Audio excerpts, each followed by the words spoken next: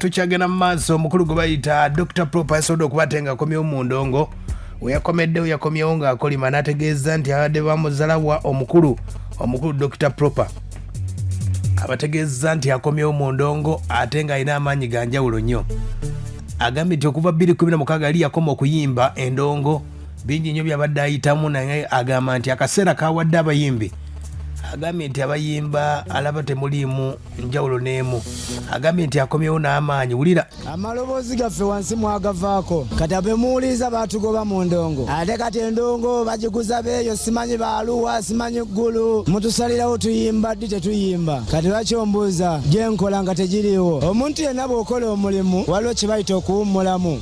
Obudde nabuwanye endongo nembuwa bafaani bange, naye nga wakati waliwo babulooka abababulooking endongo bebeefuula ba media people. Bwebabulooking endongo bo bategeeza abantu ffe bye twagala amazima gaffe bagakyusa ne bagabuulira abantu mu mbeera ndala.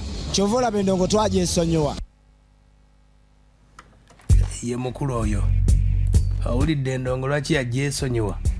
Agambye mu Uganda tewali bayimbi.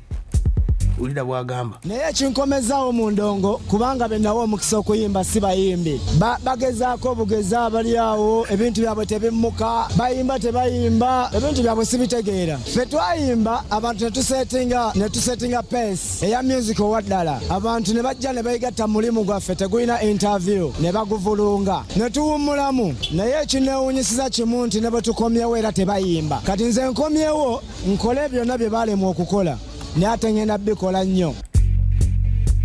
Bw'abakakasa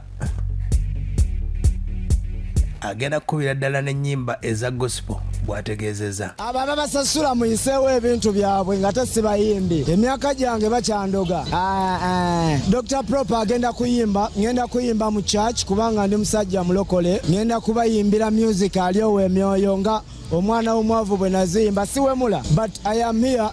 Emyaka 10 okuva 2016 sina kyenyimba n'ekimu, but nkomyewo kunyimbe simply because I want to sing good music. Kimala ye mukulu oyo abadde amwebuuza Dr. Propa akutegeezezza nti endongo yagizeemu era ayinawo akamungi nnyo, era agambye nti ennyimba zagenda okuba radio byeyaleka lakedubbe ba MJ bakocha abayimbi bakocha babeera ne bakocha ebikocho byabwe but si bayimbi. Abantu baŋŋambye nkoye inbox z'abantu mu DM yange abantu tebayimba, but people are going to prove what I do.